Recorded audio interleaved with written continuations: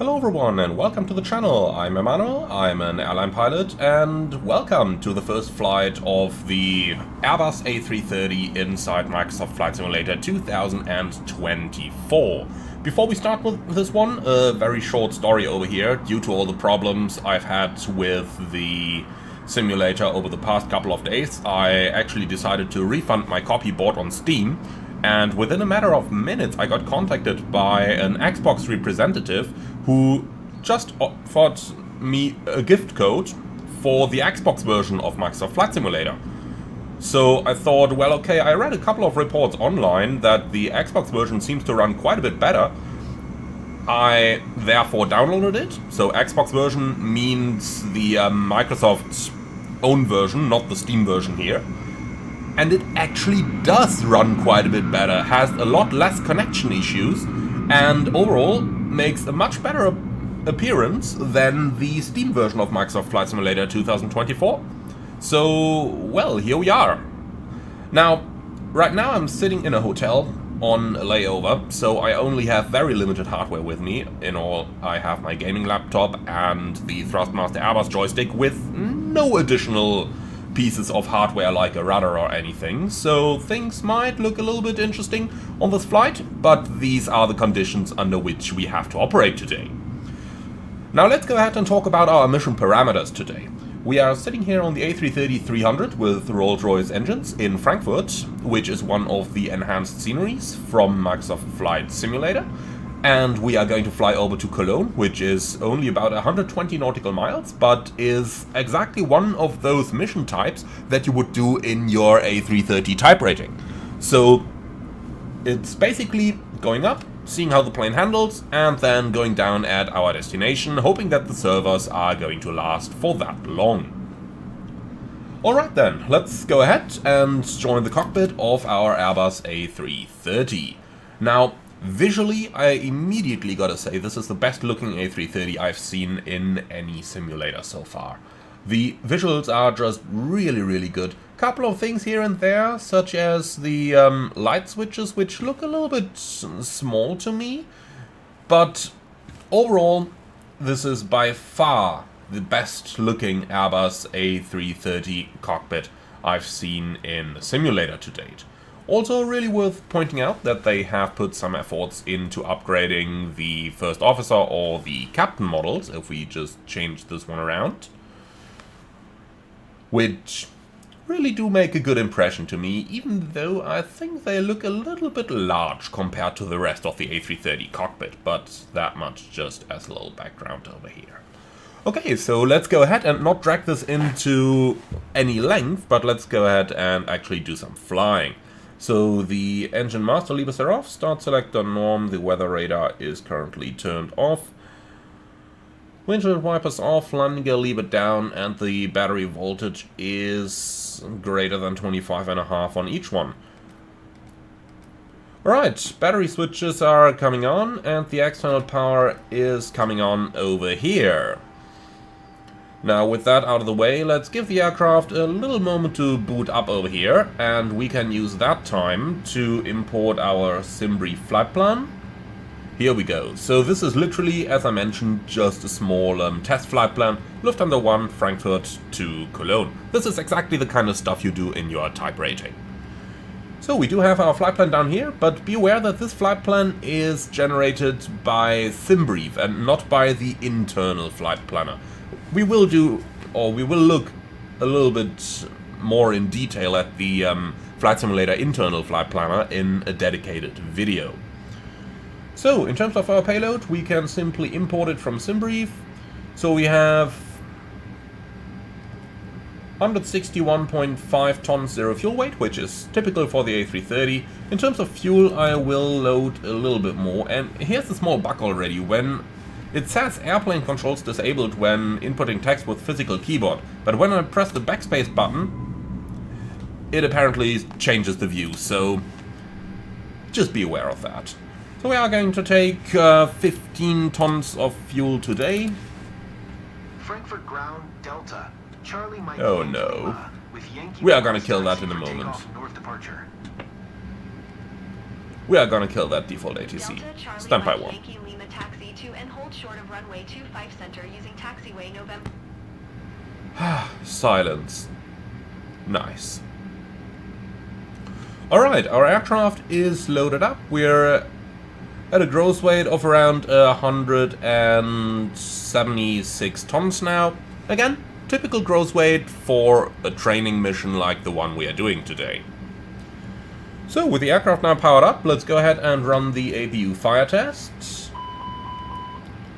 And then we can start the APU in order to get some air conditioning running over here. Now, next up, IRS mode selectors going into the nav position, and the cockpit lights are set. Now, A330 cockpit light is a little bit different from A320 in that you have only one light to control all the intake lights inside your flight deck instead of several everywhere around, which is a nice simplification by Airbus if you ask me. Now, from here on, the EFB is already set up, then we can do a recall for 3 seconds, and nothing in there.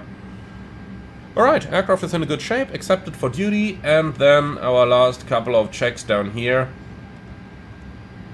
Oxygen pressure is looking good, hydraulic quantities are looking good.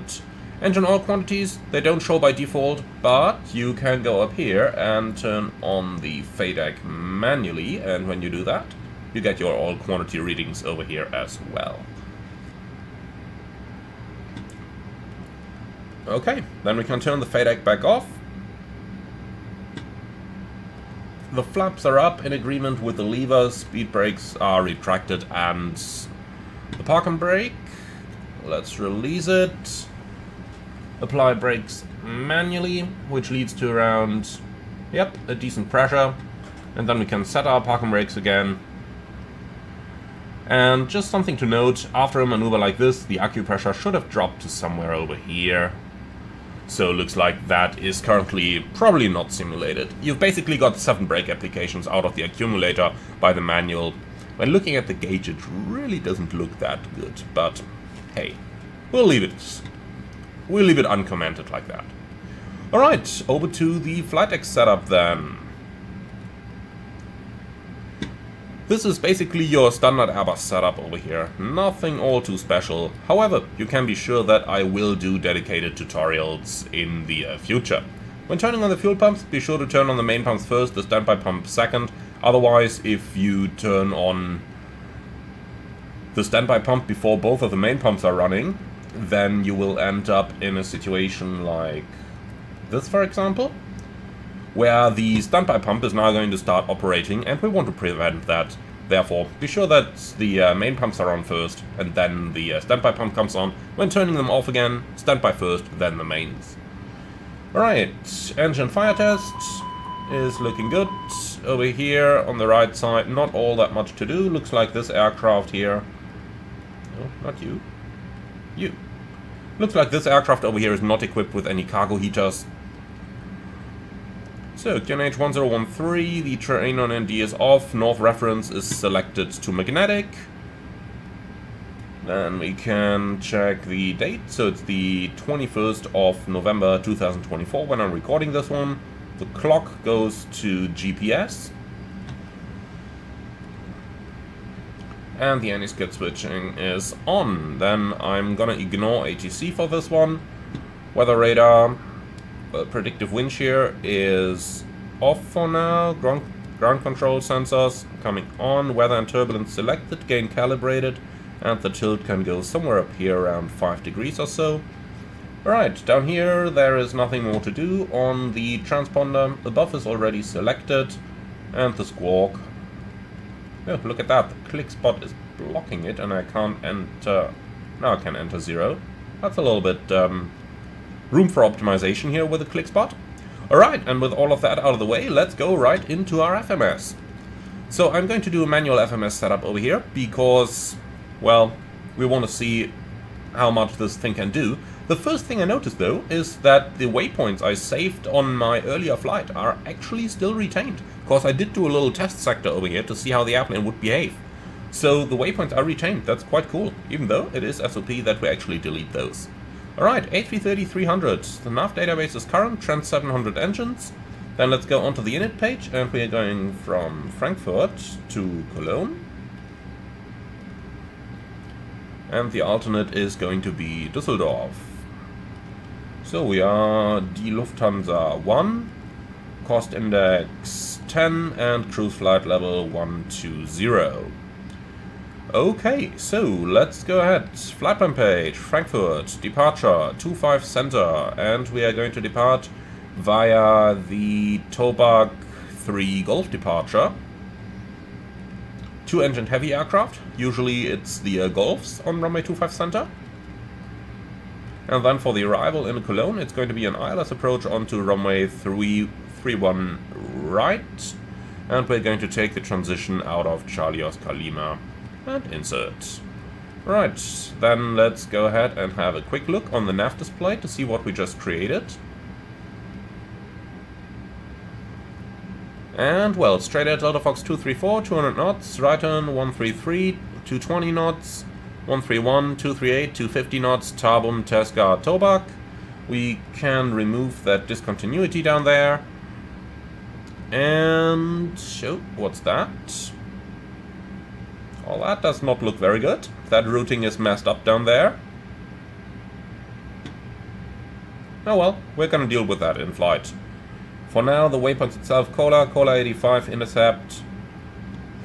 Yeah, that looks about like it. We're just gonna keep it like that for the time being. Alright, onto the secondary flight plan, and in here we have our emergency waypoint, which is Frankfurt X5 in case of an engine failure. However, not in database. The real one would now open a window where you can manually enter that. In here we can do that via data, next page, and stored waypoints. Then we can enter a new one, so Fra X5 going into here. And then we can do place bearing distance, so Frankfurt 25 center / 246 as the runway track and / 25 miles. Here we go, store, and now it knows about that waypoint. Alright, so secondary flight plan, let's try that once again, Frankfurt X5, and here we go, looking good. So, holding 246 inbound, right hand turns, 1.5 minute lag time is looking good, and in case of an immediate return, we are going to come back to Frankfurt, so new destination into here, arrival, and we'll take the ILS Zulu approach runway 25 center, insert, and that is our emergencies entered on the secondary. Now let's go into the fix info and draw the extended center line, Frankfurt 25 center and 246 radial. And last but not least, the emergency waypoint Fra X5 going up here. And that's it. Alright, can we see that over here? Yes, we can. Very good. So, and this is what it looks like. So we now got the extended center line with the blue line, our emergency waypoint visualized over here. By the way, very cool to see that it actually shows outside the range of the actual map, so to say, because the real one actually does it. So that's quite cool that they took this into account here. Okay, perfect. So from here, we don't need any nav aids. We can enter our departure runway down here on the fix page, and then we can go over to the init page again, or actually to the data page first. Unfortunately, the stored routes menu is disabled, because now we would store our route and actually check all the airways and stuff, which is a little bit easier to do on that page than it is on the flight plan page. So hopefully they are going to add that in the future. For now though, let's continue with our performance initialization. So we've got a gross weight of 176.5 and a CG at 26.7. Still struggle a little bit with the mouse controls here, since they are so incredibly sensitive. Right, entry out of range. Why is that? 176.5 / 26.7. That is certainly not out of range.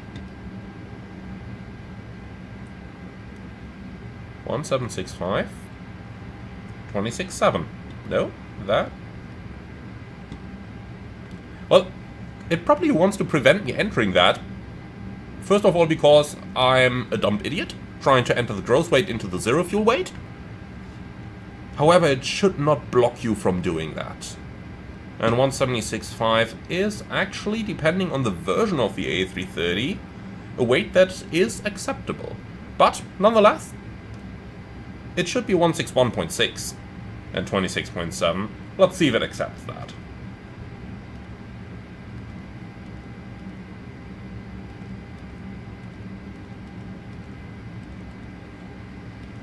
Yep, that works. Alright, 15 tons of block fuel. I'm gonna leave the rest of the fuel values alone over here. Wind component.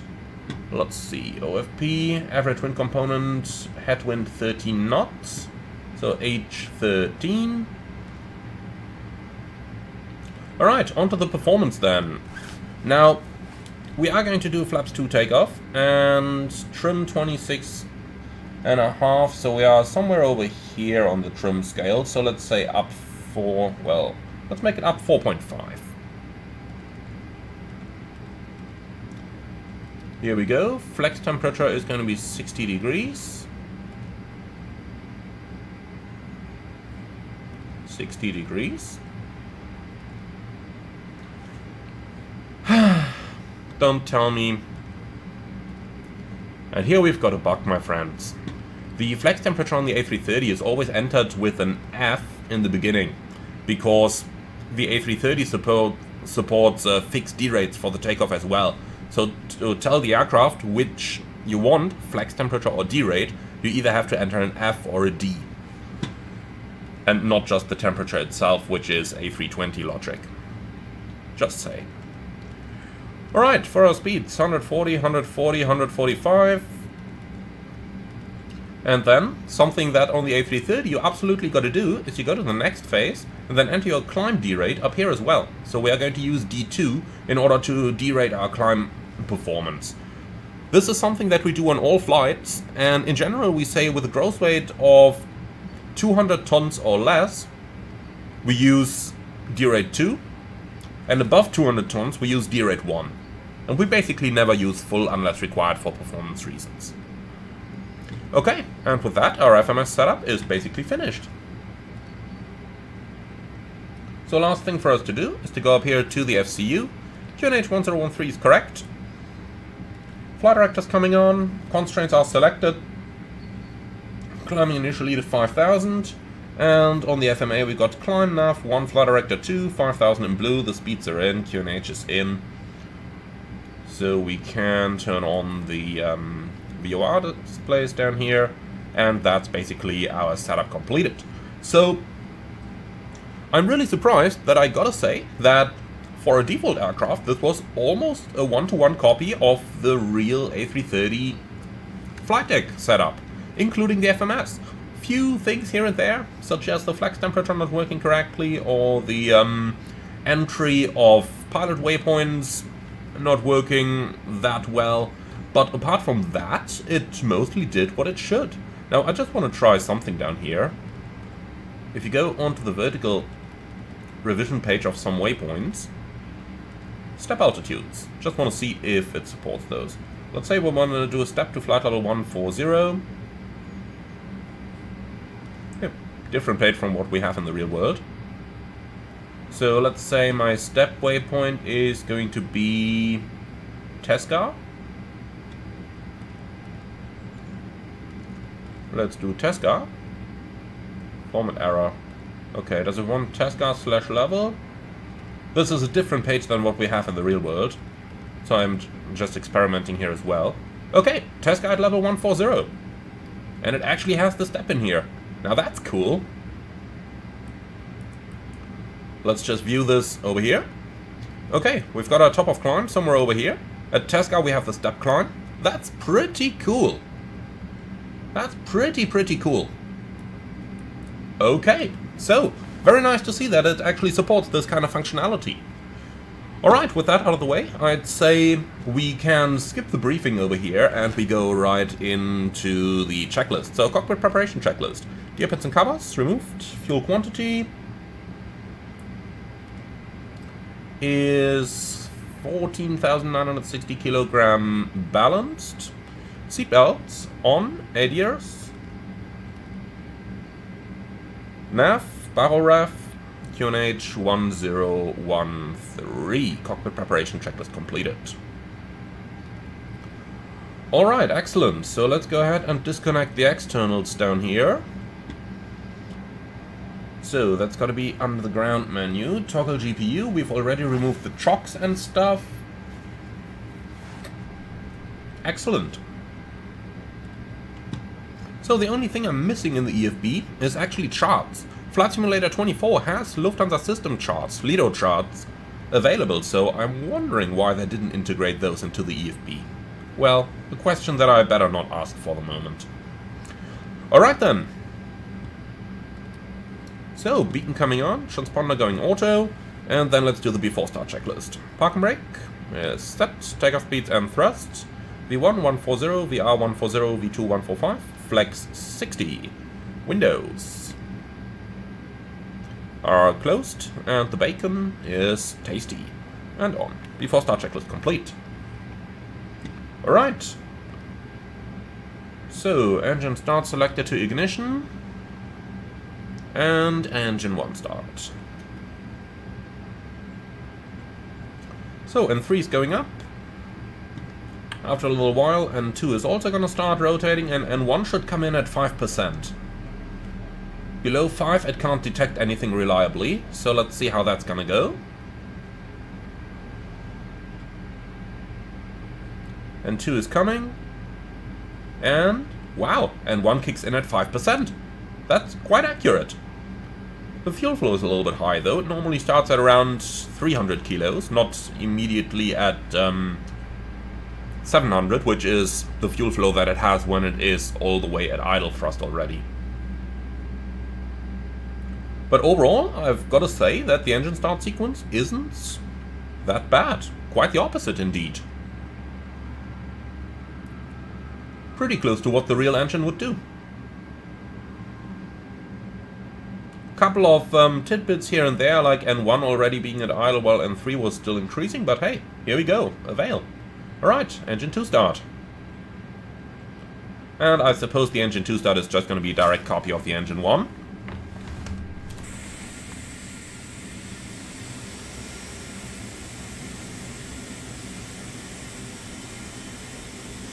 So let's go ahead and view this from the outside.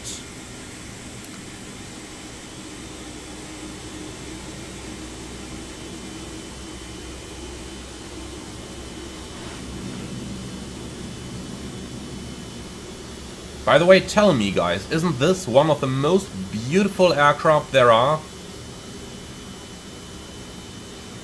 I really think the A330 is one of the best looking aircraft ever. As a child, the A330 was my definition of what a civil airliner would look like, so I'm just in love with that shape. So happy I got the opportunity to fly one today. Really cool. Alright. So, let's go back in, the engine is avail, and the textures stopped loading. Here we go again. Alright, then we can do the after start items.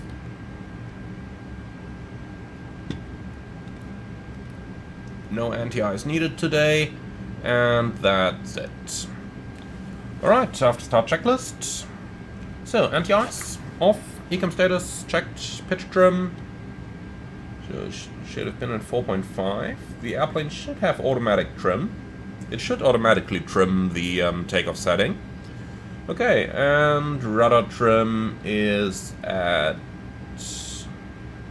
0, neutral. After start checklist complete. Alright, let's do the flight control track next. Full up. Full down. Neutral.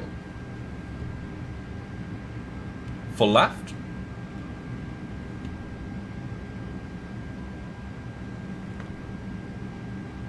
Full right.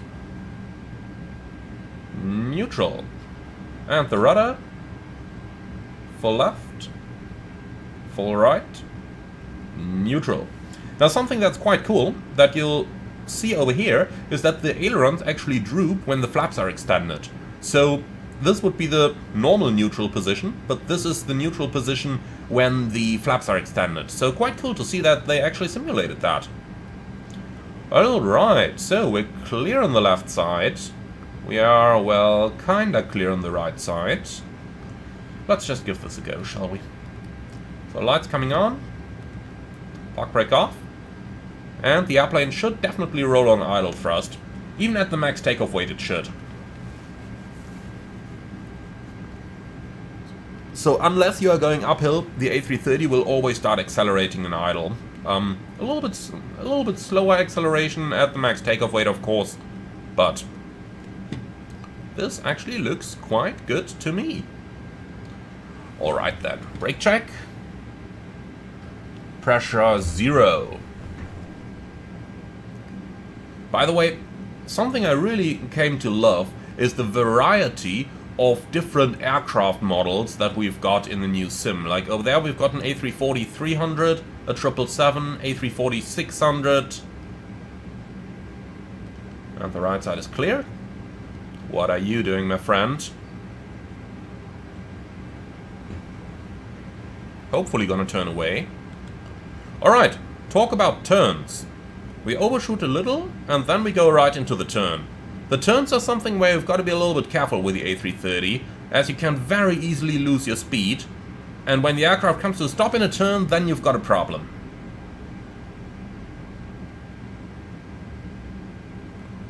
But as long as you only turn lightly, it goes really well. So I've got to say, this turn was quite accurate. Okay, so what about this AI over there then? Suppose we just gotta start a couple more turns and avoid this gentleman.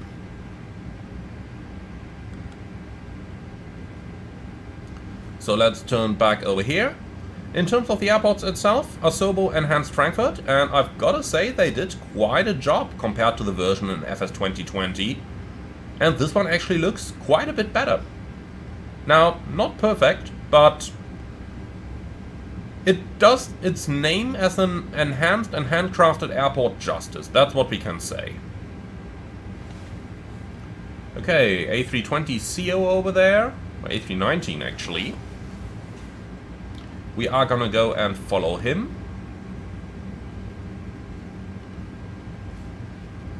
So, right on to November. Again, everything in idle. I didn't go above idle thrust a single time. Now let's do a little bit sharper turn here. And look at that, our ground speed does start to decrease. If you really go full tiller, then the aircraft will always need thrust in order to not stop in the turn. And for the time being, I've got to say, I really like the taxi model of the A330 over here. It feels quite accurate. The airplane is pretty responsive.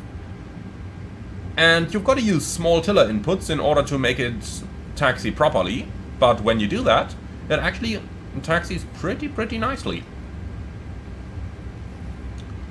It also accelerates nicely at a decent rate. Now, at this gross weight, I would probably expect it to accelerate a little bit more than this. This feels more like 220 tons or so. Okay, into the next turn.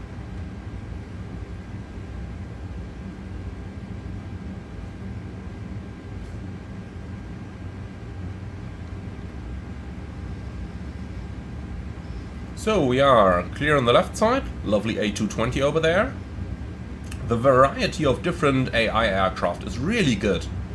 I like all those models. It gives the airport a lot of, it just gives it that better feeling than if you just have the same models over and over and over again. Now the only thing I'm missing is airline liveries. Hopefully that's gonna come in the future.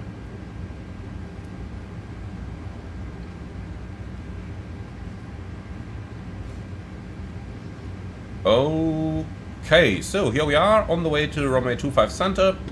Let's do our taxi procedures. By the way, small bug just to point it out. Until the takeoff config test button is pushed, the predictive wind shear shouldn't be there in amber.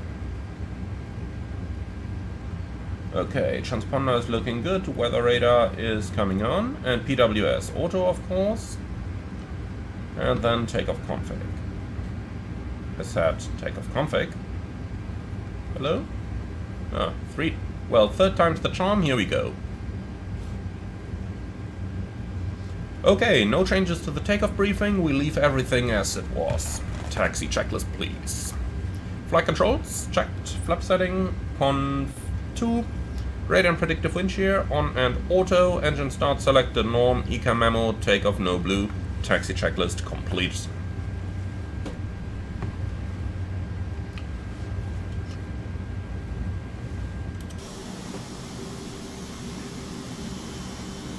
So a few notes on the sounds over here. As a passenger, you are probably used to quite a different sound from what you hear in the cockpit in the simulator. However, as a pilot, I've got to say this is really accurate. The engines are quite far behind in the A330, and it really is that quiet. You basically don't hear them in ground idle. And in flight, well, at least when they're turning idle, you basically don't hear a difference as well. Even though I've got to say we're often wearing headsets, of course, so that might make an impact.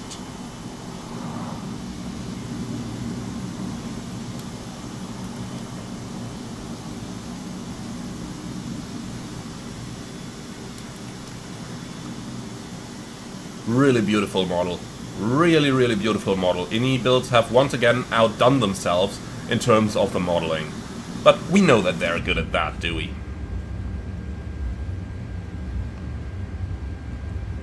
So, again, I would expect it to accelerate a little bit faster. Even at max takeoff weight on a long taxi distance like this, it would go up to 30 knots. Oh, hello there. Is someone taking the breakdance quite literal over there? Oh, I guess I don't want to know.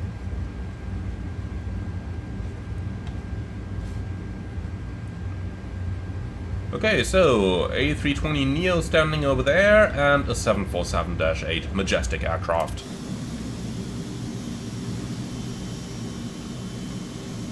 Nice to see the A321neo in the background taxiing there as well. This is looking so good. This is looking so incredibly good. Only those takeoffs over there, they don't really seem to rotate, they just lift up. Hopefully that's something they are going to fix in the future. Would be lovely to see the aircraft rotating.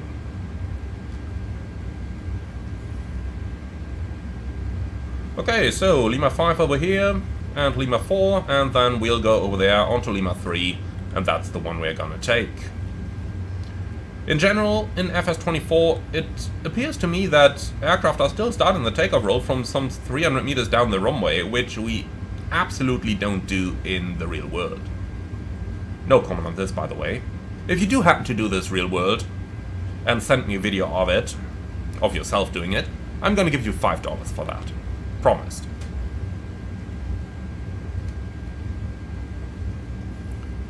Okay, a little lag over there, but here we go. Approaching the holding point. Let's line it up.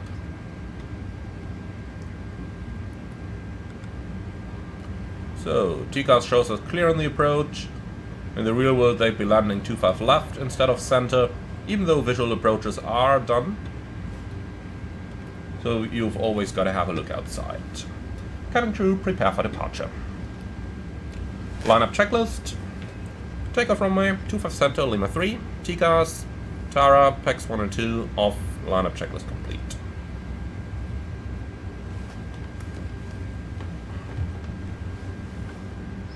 Alright, a small comment over here. Since I'm recording on my mobile setup, I don't have actual thrust levers with me, so I'm gonna use the keyboard F1 through F4 keys to handle the thrust levers. The good thing is Airbus Logic, once they are in the climb detent, or for the takeoff in the flex detent, we don't need to touch them again. Makes it a little bit easier. Alright, then, takeoff. Go to flex, please. Mount flex 60, SAS runway, auto thrust, blue. Thrust set. The sound is pretty accurate here. That's pretty good. You really don't hear the engines all too loud. What's that guy doing on the right? No comment. 100 knots. Checked. Rudder control is a little twitchy. The airplane is a bit more stable directionally in the real world. V1, rotate. Okay, positive climb. Nav. And the gear is up.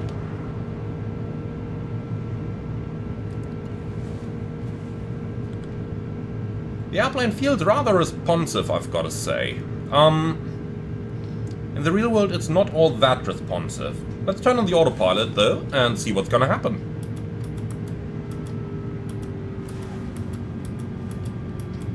So, thrust decline 2, climb, autopilot, and auto thrust.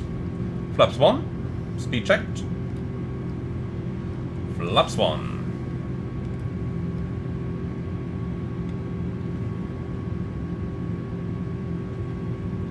Waiting a small moment here until we clear the 200 knot restriction. Here we go, flaps 0. Speed checked. Flaps 0.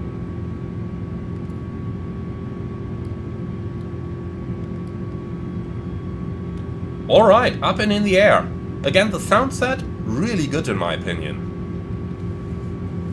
Now, something you might not be too used to from your typical Airbus A320 experience is the thrust D-rate climb 2. Remember, that's the D-rate we've entered down here. You can clear it at any point, so you can just go clear and remove it, but normally we leave it in. And that leads to times to climb to cruising altitude anywhere in the region of about half an hour. But it saves so much engine maintenance time that it's really worth it. But more on that in the tutorials anyway. Okay, so let's go ahead and continue our climb all the way to cruise level, flight level 120. And something that's A330 specific here as well, you see Alt Cruise in blue instead of Alt in blue that you would have on the A320 family. So that's quite cool. Now, at this weight, I would expect the rate of climb anywhere between 2,000 and 3,000 feet a minute. Normally we take off much, much heavier in the real world, so rather hard to comment on these, but I think anywhere close to 3,000 at 250 knots should be quite okay. Remember, we are using a D-rated climb over here, so contrary to many of your other favorite widebody aircraft that many flight simmers are flying on short-haul sectors, the A330 is normally going to be climbing a little bit worse if you're using the D-rate. Well, because that's kind of what the D-rate is for, isn't it? So, set standard. Standard cross-check, passing flight level 59. Now. Wow, quite bright outside. Let's go ahead and get those sunshades down. Now here's something strange. The aft sunshade has an animation, the forward one not. And of course the sound is missing from the sunshades as well. In the front you've got 3 of them as well. And then of course over here, if we do find the click spot, well, you get where I'm going with that. Well, this is actually the normal state you've got in flight, so everything down, because Airbus cockpits are rather dark, and the outside naturally is rather bright once you're above the clouds. For that reason, we do like to have those sunshades down as much as possible. However, since we want to see a little bit of the weather in FS24, I am just going to remove those 2 over here and keep looking outside. Now, as mentioned, the plane doesn't climb that well. 2,500 feet a minute seems pretty good to me, pretty accurate. You could gain quite a lot more if you just deleted the climb D-rate, but I do like to keep it in. It really tames the aircraft. I did do a ferry flight once where I ferried an empty aircraft on a 1-hour lag and it climbed at 7,000 feet a minute, so there's always that. But tame it, that way it's much easier to control as well. Okay, passing 10,000. Speed targets coming up. 1, 2. And here's the thing. With the range at 40 and above and constraints selected, you should get the minimum off-route altitude shown down here. That doesn't seem to be simulated for the time being, so let's select airports or something the likes. And last but not least, clear and copy, please. So, fixed page, clear and clear. Nav page, nothing manually selected. Secondary flight plan, copy active.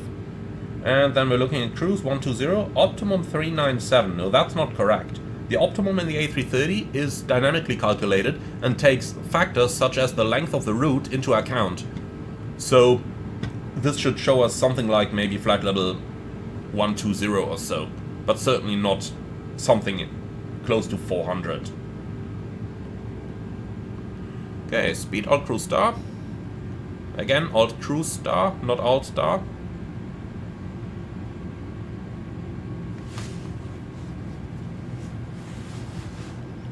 Leveling off, and that is looking pretty good. Speed target going down. Airbus logic.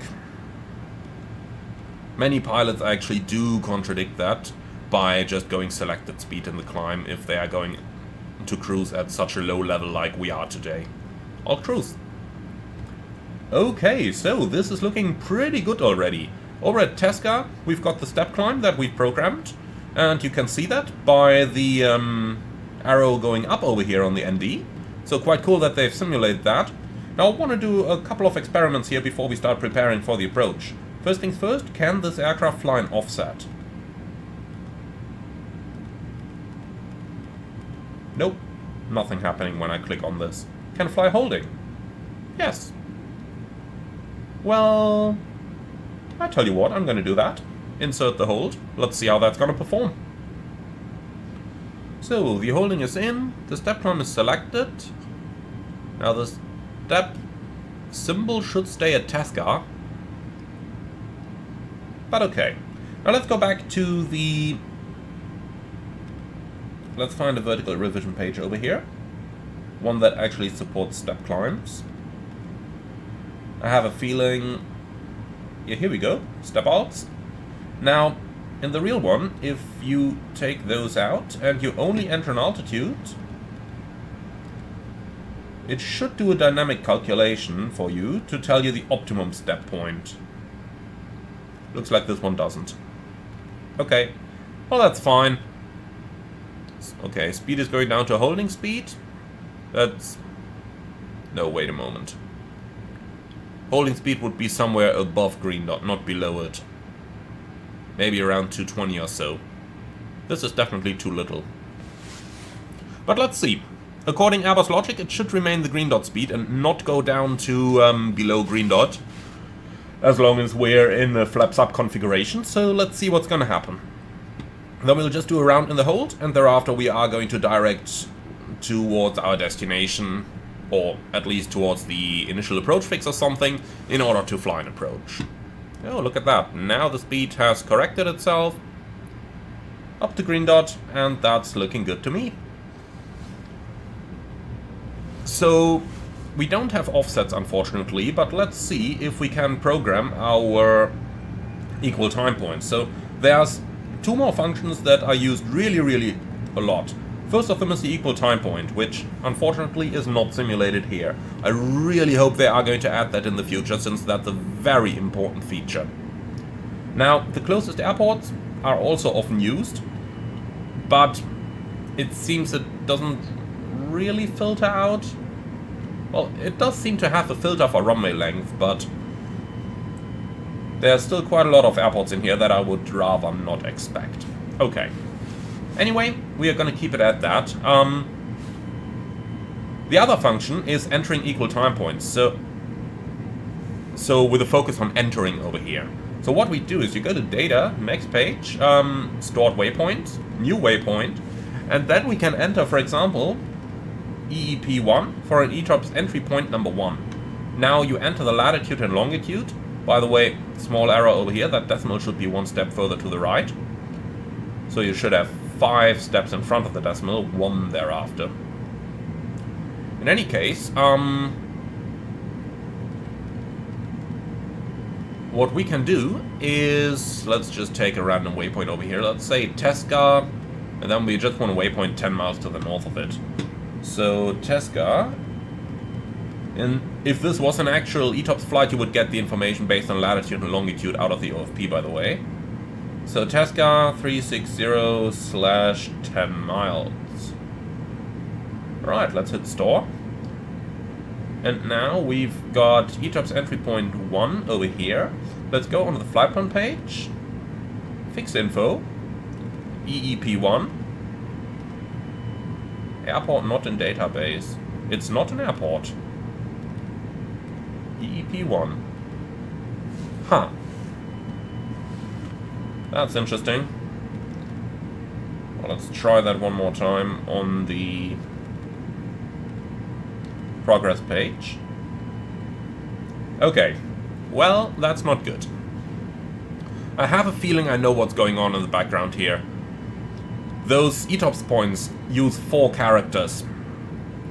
ETOPS entry point 1. And I have a feeling whenever it sees 4 characters entered, it thinks that it has to be an airport, because airports normally have 4 letters. EDDF for Frankfurt. Well, that's something that I will definitely report as a bug, hoping that they can fix that in the future. In any case, that is how you do these things. Let's just try with something, just to see if it works. So, let's say EDDL onto the fix page. And now zooming out a little bit. You can see we have Düsseldorf marked right here on the nav display. So you could of course come up with a custom name for the ETOPS point, and then you could probably use it. So that's quite okay. So the only thing that's really missing here, except for that bug with the custom waypoints, seems to be the ability to use the offset and the equal time points. Apart from that, it seems to have most of the functions we would use on a typical long haul. Now that's cool. Right, let's arm the holding exit. And then let's go ahead and prepare for our landing in Cologne. So, the flight plan is fine the way it is. We don't need any nav aids. Then EDDK31 right is going to be our landing runway. Runway not in database. Let me try something. They renamed that runway a couple months ago. Before it was 3.2 right, instead of 3.1. Ha! Look at that. Looks like the database is outdated. It shows current, but looks like it's actually outdated. Whoopsie, Microsoft. In any case, I can live with this. The frequency, however, seems wrong as well. Look at that. This is Frankfurt, 25 center. Maybe it remembered that from entering it on the secondary? Let me try that. Let me re-enter the landing runway on the secondary. No. I kind of thought, well, maybe it just takes whatever was entered last and confuses the secondary with the active, but it doesn't look like it. I mean, it should tune the departure runway ILS so that you get the runway mode guidance on takeoff. That is correct. It should do that. But, well. Alright, let's do direct over here. Delta Kilo 654. Enter. Now, why is it still targeting 200 knots? It should go back to cruising speed once we are out of the holding. Cessna is 50, Mach 0.5. But we don't even get a Mach number indication here. That's strange. Well, in any case, descent at 0.79 or 290 looks good to me. Radial fuel 11.2 is good as well. For the weather data, QNH 1013, temperature 15, and the wind is 0. Minimums is 502. We are gonna do a config full landing. Now, normally I do config 3 in the real world, but let's try config full first. That's what they focus on in the type rating. And the MSA for the go around 3,800. Alright, the fuel prediction, yep, about an hour and 40 extra, looks good. We normally assumed 5.7 tons for the A330 per hour. It becomes a little bit less when you are at the lower gross weight, so something around 5 tons or so. Fuel flow, well, right now it's a little bit more. But we are flying quite a lot lower as well, so that is kind of acceptable. The extra fuel and time calculation here, yeah, that could be right. That could be right. Okay, well, and that is our setup more or less completed. Let's do auto brakes low.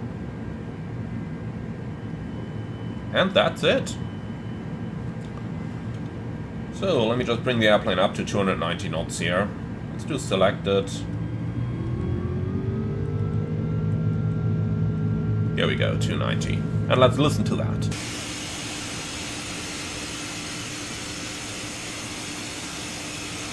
I would kind of have expected to hear that roar outside as well now. You kinda hear it.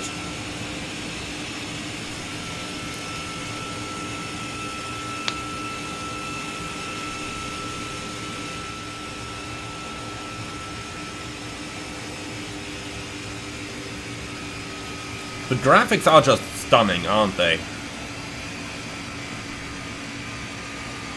Gotta say, those clouds look a little bit more realistic as well. Especially with those layers up here, and most especially with the cirrus clouds up there. Really nice. Really, really nice.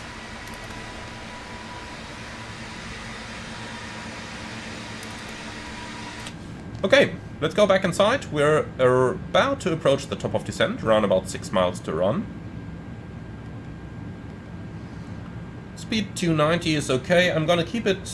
No, we are not gonna set managed speed, even though it should say that up here on the top of the PFD as well.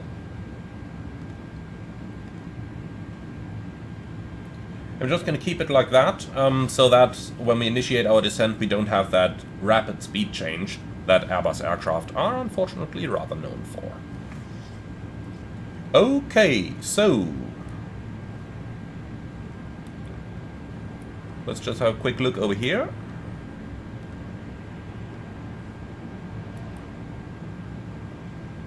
What is this? Okay, let's start the descent first. Down to 4,000. Descent, alt, flight level 40 blue, set QNH. QNH 1013 cross-checked, passing 11,900 now. So this is strange, it's drawing the missed approach based on that IKE 44 point, not based on the runway. Not how it's supposed to be, it should do that based on the runway over here. And not sure what it's drawing for that route over there. That surely doesn't look accurate. A little bit. Yeah. A little bit messed up there. And the decel point is out of place as well. Alright, so we're descending. Let's go into managed. And here's an A330 particular again. Thrust descent. Now thrust descent basically is a thrust setting higher than idle, which it uses in order to compensate engine life a little bit. It doesn't like to go into actual complete idle, but normally it goes a little bit more shallow with its thrust descent mode. And the A330 is a glider anyway. Yes, I know some airlines do take that too literal, but the A330 is a glider anyway, and with that thrust descent mode you often have top of descents that are around 190 or 200 nautical miles out from the destination.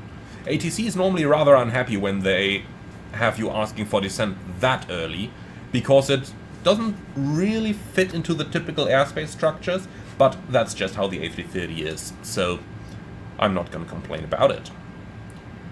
Okay, so deceleration towards 250 knots is looking good. Just one abnormality over here. For some reason that I really don't know, it sets the speed target at the 250 plus 10. It should set it at plus 5. So that's just a small thing I do notice on this one. Overall though, the deceleration is looking rather good.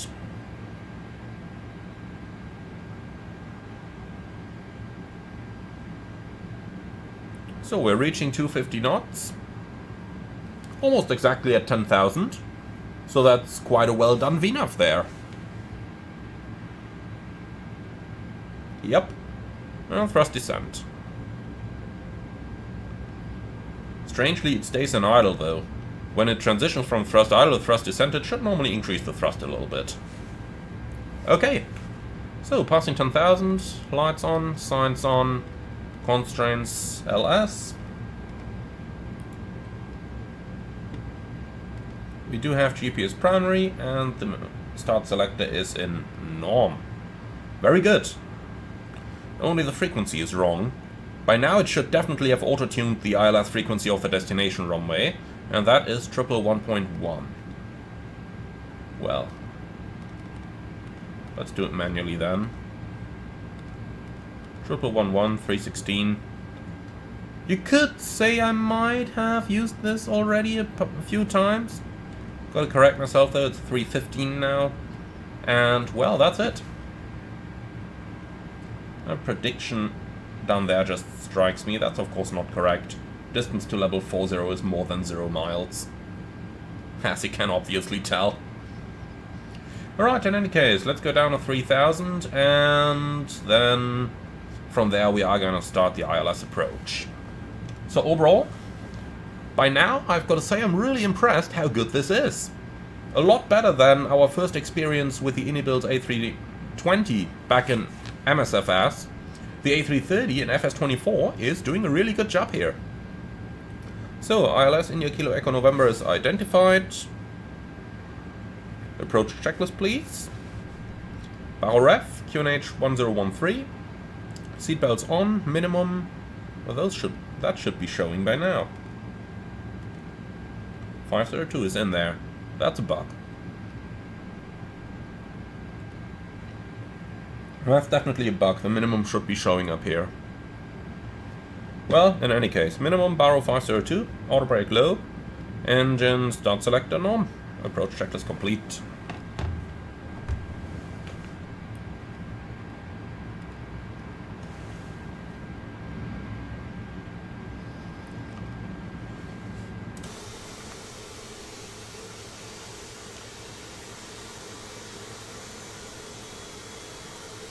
It's just looking so good, the A330.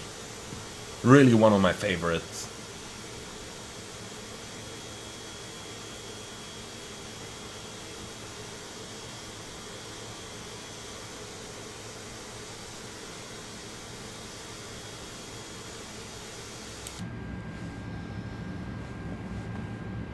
So, we are already receiving the localizer and the glide slope. Let's go ahead and stow all those sunshades here.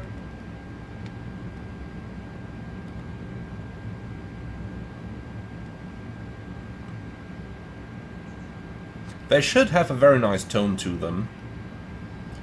Okay, looks to me like we're coming in a little bit high over here and descending a bit too well as well. Normally you're looking at about 1,000 feet a minute here. 1,300 is already a little bit too much. And of course, we are coming in rather high over here, so let's help it a bit. Thrust idle, open descent. Let's go half speed brake. Actually, I tell you what, let's go full speed brake. Full speed brake should give you around double the descent rate that you have without them. So we are looking anywhere around 2,500 now. 2 to 2,500. And that's, well, still accelerating. Let's wait until it stabilizes.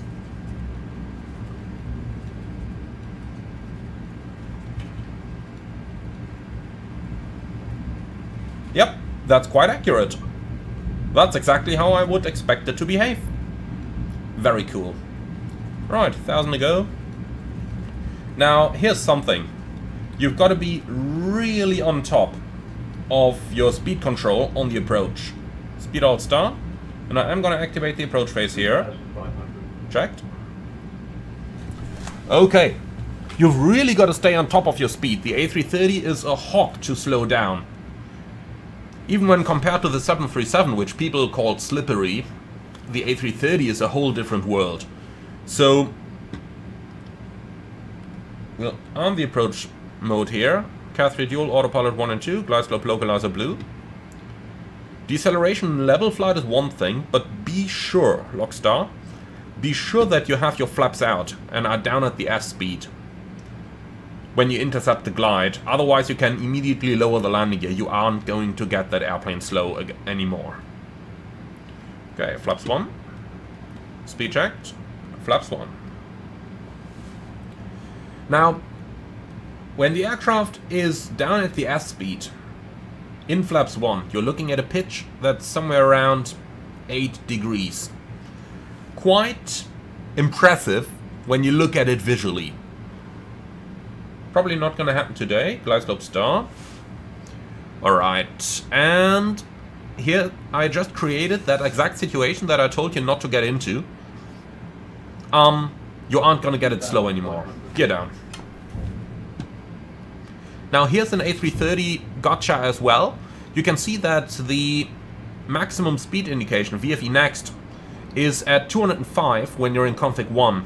But when you actually select config 2, as you can see down here, it goes to 196.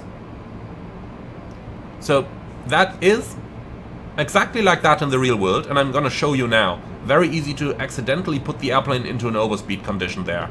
So I've selected flaps 2.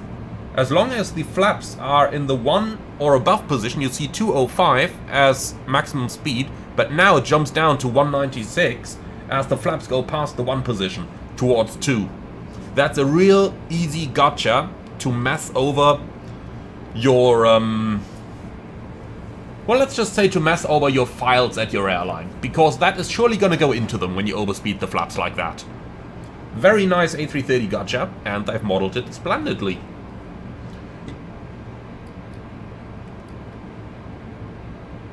Okay, so flaps 3, speed checked, and flaps full, speed checked, flaps full.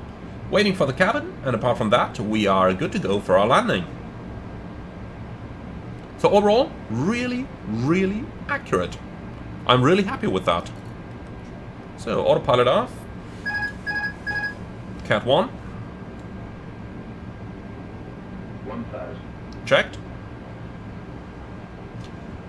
So, for the record, we would have been unstable. Going through 1000, we were not at the speed and still in idle thrust. So the stable approach criteria would not have been met. That's what I meant. The airplane is really hard to slow down on approach. You've really got to be on top of it. And don't be afraid to use the landing gear at all. You can use it. As long as you're below your maximum extension speed, which, if you don't remember, you can always look up over here. 500.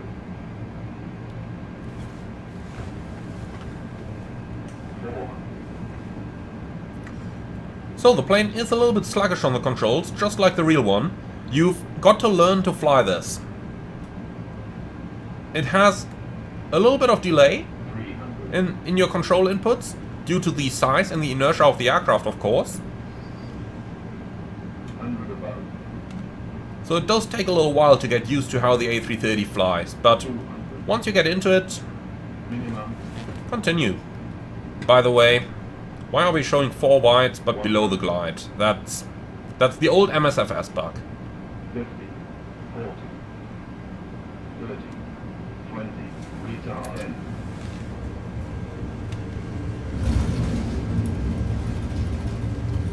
Okay, spoilers.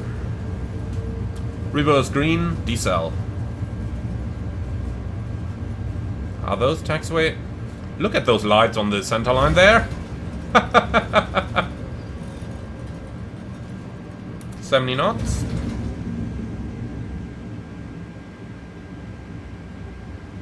The rudder is a little bit twitchy here. That could be... It should be a lot easier to control the airplane on the centerline. Okay, so vacating the runway, it probably used less runway than I would have expected. On a 737 it was really hard to catch Alpha 3. On the A330 should have been impossible here. I think it decelerates too well. Come on.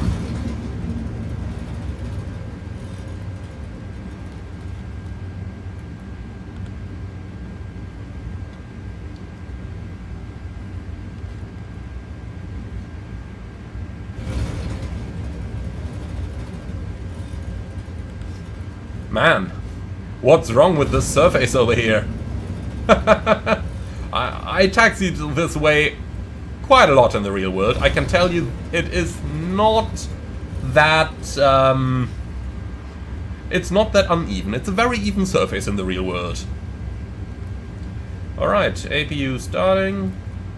Come on. And here we go. Welcome to Cologne.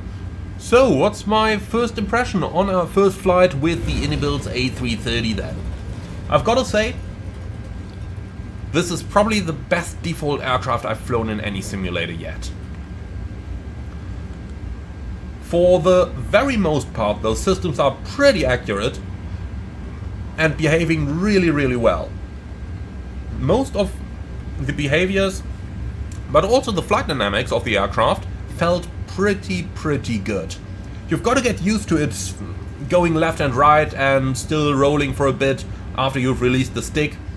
It's not an A320, it is quite a bit larger, so that is normal. That's expected for the A330. You've just got to get used to it, then you can fly it pretty well. Now, as for the simulation itself, I find it to be really good. Now, we can certainly rate this one against payware standards in the real, or let's say, in the payware market. This could easily sell for some 40 or 50 bucks, and I would still rate it a pretty good aircraft. So, Inbuilds have absolutely done a splendid job over here. I'm really happy with it. And seeing that this comes as a default aircraft, that's just really impressive. If you think back even to the defaults that we received with MSFS in the beginning, I'm not talking about those that they've added later on, then those were pretty good already, but looking at this is superb. This is really good. Now, if I were to rate it against payware standards, I would start complaining about things like no chart integration over here, but let's not go overly dramatic there, shall we? So, one more thing we've got to test though. On pretty much any flight with the A330, it is normal to do single engine taxi in. So, once the APU is available, we can shut down engine 2. And even on the remaining engine number 1, pretty much all the way up to the max landing weight, it should still have sufficient idle thrust that it should accelerate on the remaining engine. Now, when you go through a turn, you've got to be a little careful. If you go into the turn, you might have to add a little bit of thrust, up to 40%, in order to prevent the aircraft from stopping. But in general, the airplane has quite a bit of power available, even on just one engine. Seems it has a bit too little over here, but that matches our experience from earlier. So let's go ahead and add a little bit of power over here. Normally you should just need it slightly above idle for this to work. Come on. No, not that much. More like that much. Around about 30-40%-ish. So, I'm not using any rudder or something right now. You only have a very slight movement to the side, which is quite accurate. Okay, now we're gonna take one of those gates on the right hand side over here. So yeah, single engine taxi can be done. It is SOP in the A330, you basically always do it. But looks like this one has a little bit more energy problems than the real one. Okay, lights are off, going onto the gate, but nothing significant, just to mention it. You just need the occasional power input.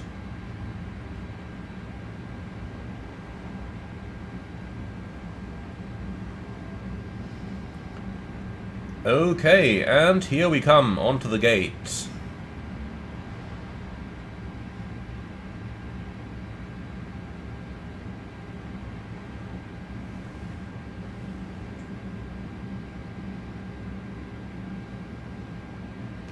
Alrighty.